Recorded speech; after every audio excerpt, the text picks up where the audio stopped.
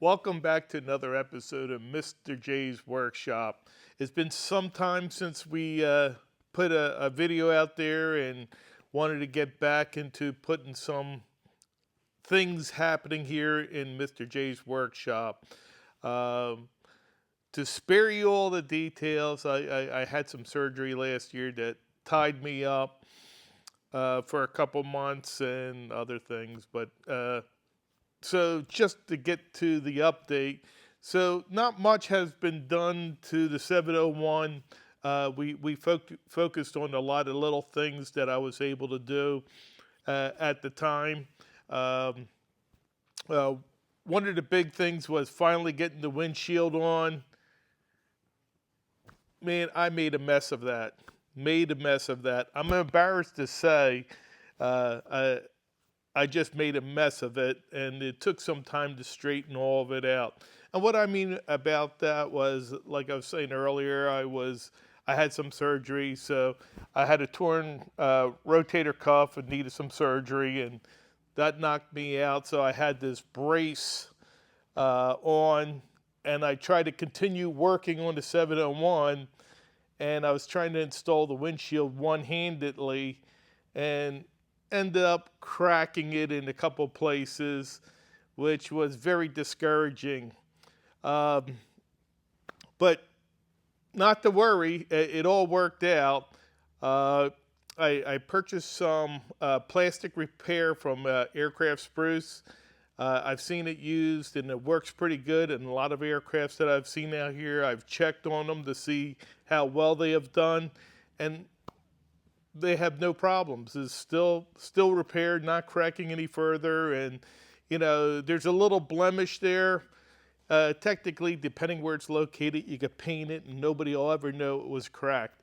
And that's the case on here. I could paint some of the areas, and you would never know that I cracked it. But there's a small blemish. Other things that we did on the 701. I got involved with 3D printing about 2 years ago, and it's totally changed my life and rocked Mr. J's Workshop.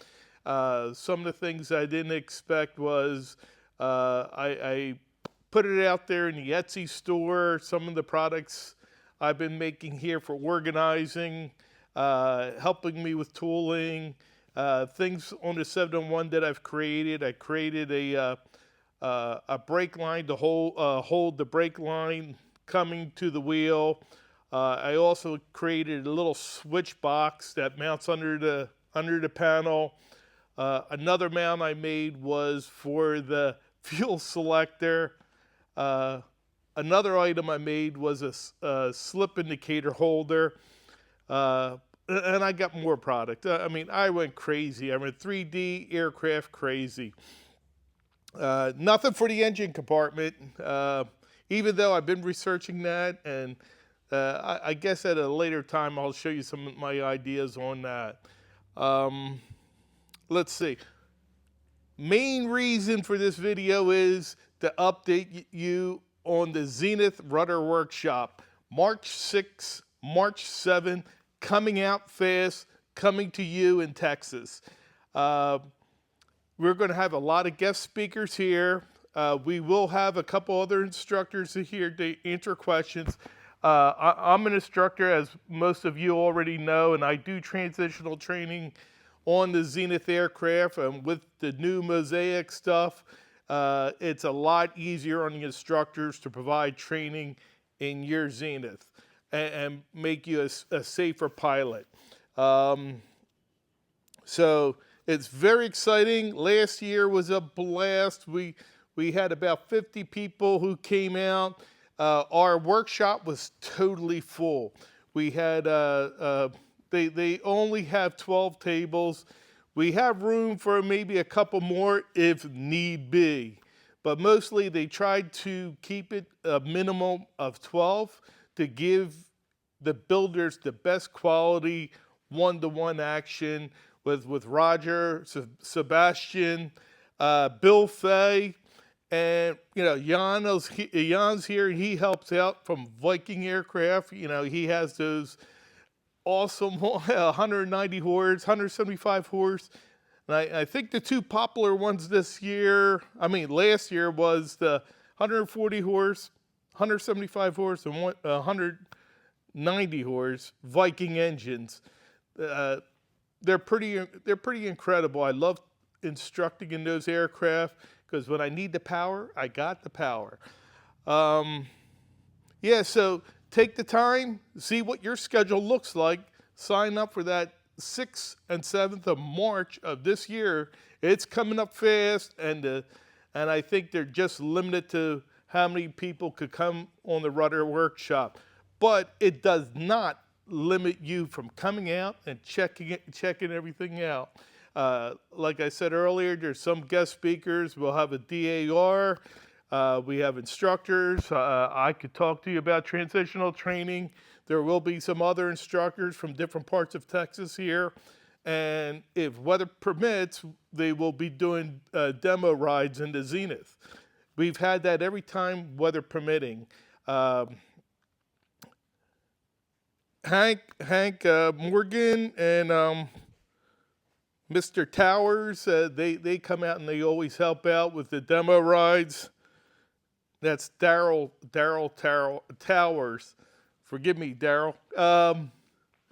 Yeah, they're usually here every year giving demo rides, so that's kind of exciting. We also had other Zenith builders come out and do demo flights. It's a great time to come out. As for the Zenith 701 project here in Mr. J's workshop, it kills me. Every time this Rudder Workshop comes in, the Zenith is just sitting here, still not done. And it also kills me, like Jan from Viking Aircraft has that brand new twin he's putting together, and he'll probably have that done and fly down here for the workshop. You never know with Jan. He really, when he puts his mind into something, he gets it done. It's pretty impressive. Especially it's being built by a 3D printer. And obviously it's not going to be a plastic airplane to fly, but most of all of his parts are 3D printed, and then he molds it, and that's his mold. And it's pretty damn precise. It's pretty incredible. Well, I think that's all I got for now. In my next videos, I'm going to talk a little bit. I got a 3D printing farm now, just a little one, that has taken off in making parts, and I'll talk about a little bit about that. And I just purchased a benchtop CNC router that I got ideas for to help me along with making my overlays and placards for the Texas Precision Engraving. We provide overlays, placards for Zenith aircraft and other experimentals. And actually, we've done a lot of general aviation, but our favorite thing and our heart is on the experimentals. But anyway, I'm blobbing away now. So check those dates, March 6th and 7th. Stay tuned. Hopefully we'll be putting out some more videos and not be so far apart from them. And we'll have fun doing this. So we'll catch you next time. Have a great day. Fly safe, drive safe, and we'll catch you later.